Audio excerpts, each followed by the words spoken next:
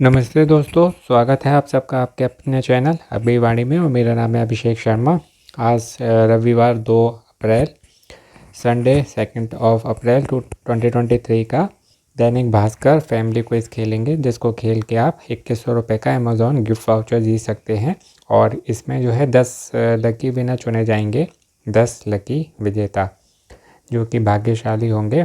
और केवल इसमें आपको 5 सवालों का जवाब देना है। और ये जो क्विज़ है आज रविवार को दोपहर में 12 बजे तक की लाइव रहेगा। तो इसको आप 7 से 12 के बीच में कभी भी खेलते हैं, यानी कि 7 से 11:59 AM संडे के, तो आपके जो है जीतने के चांसेस रहेंगे। तो इसी टाइम के बीच में खेलिए। मैं आपको क्विज़ पहले खिला दे रहा हूँ, पर आपको जो है 7 से 12 के बीच में खेलना है, यानी कि 12 से पहले।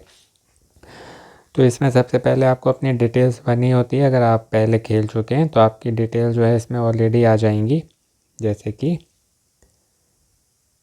मैंने अपना नंबर डाला तो ये सारी मेरी डिटेल्स आ गई, क्योंकि मैं पहले भी 2-3 बार खेल चुका हूँ। आपको खिलाने के लिए ही खेलता हूँ मैं। पहला क्वेश्चन है आज का कि संगीत का संबंध इनमें से किस वेद से है। पहला है अथर्ववेद, दूसरा है यजुर्वेद, सी सामवेद या डी ऋग्वेद। तो थोड़ी सी आपकी, जैसे कि आप जानते हैं कि KSC यानी कि कौन होनहार करोड़पति आने वाला है, उसके बाद कौन बनेगा करोड़पति भी आएगा। तो आपकी जीके अच्छी होनी चाहिए। तो ये माइथोलॉजी का क्वेश्चन है, तो आपकी थोड़ी जीके बढ़ा देता हूँ। अगर आपको जीके इम्प्रूव करनी है तो आप जो है सुन सकते हैं, नहीं तो स्किप करके आप आंसर देख लीजिएगा। तो मैं इन चारों वेदों के बारे में आपको थोड़ा सा बता देता हूँ। अथर्ववेद जो है वो चौथे नंबर का है। सबसे पहले आता है ऋग्वेद, यजुर्वेद, सामवेद और अथर्ववेद। इसका जो है चौथे नंबर का स्थान है हमारे वेदों में। और इस वेद को ब्रह्मवेद भी कहा जाता है। और इस वेद में जो है देवताओं की स्तुति है, उसके साथ में चिकित्सा, विज्ञान और दर्शन के मंत्र हैं। दूसरे की बात करेंगे जो कि यजुर्वेद जो है, जो कि ऑप्शन बी, ये दूसरे नंबर का ग्रंथ है। और इसकी जो रचना है वो सप्त सिंधु क्षेत्र में हुई थी। वहीं पर यजुर्वेद की रचना जो है वो कुरुक्षेत्र प्रदेश में हुई थी। ऋग्वेद की सप्त सिंधु क्षेत्र में और यजुर्वेद की कुरुक्षेत्र में। और इसमें जो है 663 मंत्र पाए जाते हैं। और ये जो है यज्ञ से जुड़ा हुआ है। और गद्यात्मक इसमें मंत्र हैं जिनको यजुस कहा जाता है। यजुस इसलिए इसको यजुर्वेद कहा जाता है। इसमें जो है आप श्रुति धर्म ग्रंथ हैं पाए जाते हैं, श्रुति धर्म ग्रंथ। और ये जैसे कि मैंने आपको बताया दूसरे नंबर पे आता है। और इसमें जो है पदात्मक मंत्र हैं और गद्यात्मक ग्रंथ हैं। तीसरा है सामवेद। तो जैसा कि हमारा प्रश्न है जो इसमें संगीत की बात है, तो सामवेद जो है वो संगीत से जुड़ा हुआ है और ये गीत संगीत प्रधान वेद है। और प्राचीन जो आर्य थे, यानी कि भारत को पहले जो है आर्यवर्त कहा जाता था, आर्यवर्त। और जो भारतवासी थे उनको आर्य बोला जाता था। तो उनके द्वारा जो है सामगान किया जाता था। और ये चारों वेदों में से आकार की अगर दृष्टि से बात करें तो सबसे छोटा है। और इसमें जो है लगभग 1875 मंत्र हैं, जिनमें अगर 75 को छोड़ दिया जाए तो सभी ऋग्वेद के हैं। केवल 17 जो हैं मंत्र अथर्ववेद और यजुर्वेद के इसमें पाए जाते हैं। तो इसका जो आंसर होगा वो होगा सी। अब ऋग्वेद की बात करेंगे जो कि ऑप्शन चौथा है ऋग्वेद, जो कि सबसे पहला है और सबसे पुराना जो है ज्ञात वैदिक संस्कृत पुस्तक है। और इसकी रचना जो है वो भारतीय उपमहाद्वीप के उत्तर पश्चिमी क्षेत्र में हुई थी। और इसमें जो है देवताओं की स्तुति के मंत्र हैं, यानी कि जब यज्ञ हवन होता है तो उसमें कहते हैं ना, होत्र अग्निहोत्र जिनसे जन्मे हैं, जो अग्नि से होत्र करते थे यानी कि यज्ञ करते थे, तो उनको अग्निहोत्र बोला जाता है। इसलिए ऋग्वेद की रचनाओं को पढ़ने वाले ऋषि को होत्र कहा जाता है। और जब यज्ञ हवन होते हैं तो देवताओं का आह्वान किया जाता है, तो उनको बुलाने के समय मंत्र हैं। और लगभग इसमें जो है 10 मंडल हैं और 1029 सूक्त हैं। और वर्तमान में जो है 10,462 इसमें जो है वो मंत्र हैं।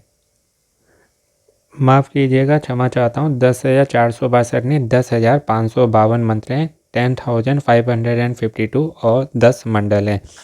तो पहले वाले का आंसर सी है, सामवेद। अब बात करेंगे ब्रह्मोस मिसाइल विकास कार्यक्रम भारत और किस देश का संयुक्त उपक्रम है। ऑप्शंस हैं A Japan, B France, C America या डी रूस। तो दोस्तों ब्रह्मोस जो है वो एक कम दूरी की रेमजेट यानी कि सुपरसोनिक क्रूज मिसाइल है और इसे पनडुब्बी से, पानी के जहाज़ से, विमान से या ज़मीन से कहीं से भी छोड़ा जा सकता है। रूस की एनपीओ मशीनोस्ट्रोयेनिया और भारत के रक्षा अनुसंधान और विकास संगठन ने संयुक्त रूप से इसका विकास किया है और ये रूस की P-800 P-800 ओंकिस क्रूज मिसाइल की प्रौद्योगिकी पर आधारित है, यानी कि उस पर ये कार्य करती है, उसकी जो प्रोसेस है उससे कार्य करती है, जो कि रूस की P-800 ओंकिस क्रूज मिसाइल से रिलेटेड है। तो इसलिए ये जो है भारत और रूस का कंबाइंड है, इसलिए इसको ब्रह्मोस बोलते हैं। इसकी जो फुल फॉर्म है वो ऐसी बनेगी, BRHMOS, ब्रह्मोस। अब इसका नाम ब्रह्मोस क्यों हुआ, तो ये दो नदियों के नाम से लिया गया है।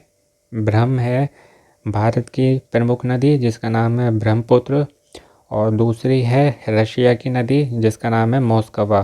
तो इसलिए इसका नाम है भारत की ब्रह्मपुत्र से ब्रा, BREH, और रशिया की मॉस्कवा से MOS, तो ब्रह्मोस, इसलिए इसका नाम है। तो इससे आपकी जीके भी अच्छी होगी, आपको कोई स्केल के आंसर तो मिल ही रहे हैं और आपकी जीके भी अच्छी हो रही है। तो डी वाला इसका आंसर होगा रूस। तीसरा प्रश्न है, मध्यकाल की एकमात्र मुस्लिम महिला सम्राट रजिया सुल्तान किसकी पुत्री थी।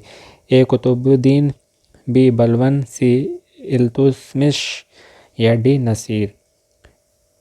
तो दोस्तों रजिया सुल्तान जो है इसका जन्म 1205 में हुआ था और शम्स उस दीन इल्तुतमिश इसके पिता का नाम है इल्तुतमिश।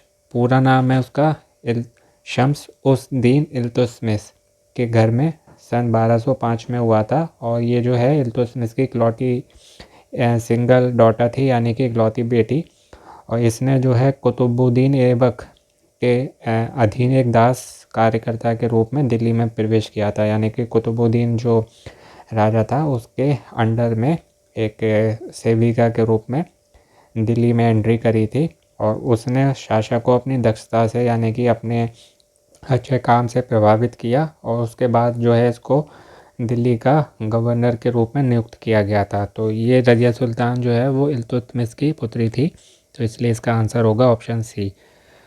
अब बात करेंगे चौथे प्रश्न की, जो कि है स्वतंत्र भारत के लिए व्यक्तिगत रूप से पहला ओलंपिक पदक किसने जीता था। तो इसमें ऑप्शंस हैं ए मिल्खा सिंह, बी ब्रजदार, सी ध्यानचंद या डी KD जाधव। तो ये मिला था मित्रों KD जाधव जी को, जो कि 1952 के समर ओलंपिक यानी कि ग्रीष्म ओलंपिक में मिला था और रेसलिंग में मिला था। In 1952 summer Olympics in wrestling KD Jadhav ji को मिला था, जो कि ऑप्शन डी। तो इसलिए इसका करेक्ट आंसर डी होगा। और आज का पांचवा आखिरी प्रश्न है इसका, जो कि है ओरांग राष्ट्रीय उद्यान इनमें से किस प्रदेश में स्थित है। यहाँ देश की बात नहीं हो रही है, प्रदेश की हो रही है। ऑप्शन हैं ए मणिपुर, बी सिक्किम, सी असम या डी मेघालय। और हाँ, एक चीज़ और बता दूं चौथे प्रश्न की, जो कि KD जाधव वाला था। तो KD जाधव जी को, जो मैंने आपको डिटेल्स बताई, उनको जो मिला था अवार्ड, जो मेडल मिला था वो ब्रॉन्ज मेडल था, यानी कि कांस्य पदक था, और वो उनको हेलसिंकी में मिला था। ये हेलसिंकी जो है फिनलैंड देश में है, तो ये और अपनी जीके बढ़ा लीजिएगा। तो ओरांग राष्ट्रीय उद्यान या ओरांग नेशनल पार्क जो है वो भारत के असम राज्य के उदलगुड़ी और शोणितपुर जिलों में स्थित एक राष्ट्रीय उद्यान है, यानी कि नेशनल पार्क है। और जैसे पहले अभी ब्रह्मोस वाले में आया था ब्रह्मपुत्र नदी, तो ये ब्रह्मपुत्र नदी है वहाँ पर, उसके उत्तर में पड़ता है। और 1985 में 1985 में इसको जो है अभयारण्य घोषित किया गया था। और 13 अप्रैल 1999 में इसे जो है राष्ट्रीय उद्यान यानी कि नेशनल पार्क बना दिया गया था।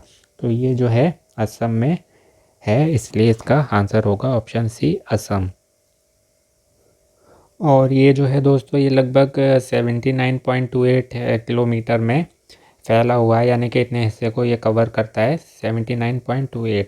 और ये जैसे मैंने आपको अभी बताया था 1985 में इसकी स्थापना हुई थी, और इसको जो है नेशनल पार्क जो डिक्लेयर किया गया था, घोषित किया गया था राष्ट्रीय पार्क, वो किया गया था 13 अप्रैल 1999 को। तो ये थी आज के दैनिक भास्कर को इसकी बात। आप जो है इसको खेलने के बाद आप आंसर एक बार चेक करके अपने डिटेल्स भर के सबमिट कर देंगे, और अगर सभी क्वेश्चंस के आंसर हमारे करेक्ट होते हैं तो हमको जो है कॉन्ग्रेचुलेशन यानी कि बधाई वाला मैसेज मिलेगा। अभी मैं आपको चेक करके दिखा देता हूँ। तो आंसर एक बार आप और टैली कर लीजिए। जैसे आप इसमें आपको अपनी डिटेल्स भरनी है, अगर आप पहले खेल चुके हैं तो ऑलरेडी जो है इसमें आपकी एंटर हो जाएगी। पहले वाले का होगा ऑप्शन सी सामवेद, दूसरे का होगा ऑप्शन डी रूस, तीसरे का होगा ऑप्शन सी इल्तुतमिश, चौथे का होगा option D KD. Yadav ji, और पाँचवें का होगा ऑप्शन सी असम।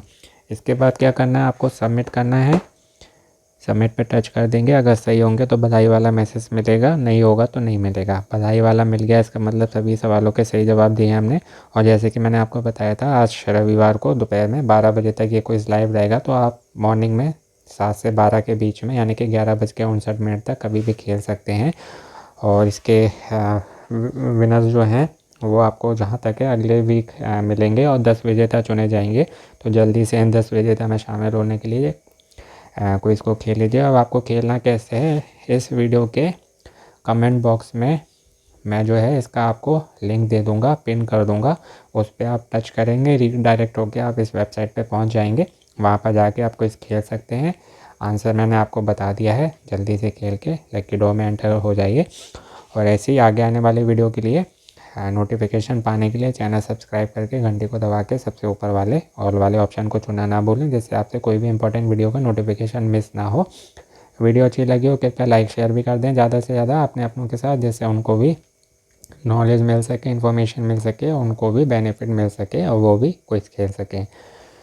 और बाकी और कोई इसके वीडियो आपको चैनल पर मिल जाएंगे, विजिट कर लीजिए। अपनों का ध्यान रखिएगा, जल्दी मिलते हैं एक नई वीडियो के साथ। नमस्ते मित्रों, आपका दिन और जीवन शुभ हो। All the best and best of luck friends.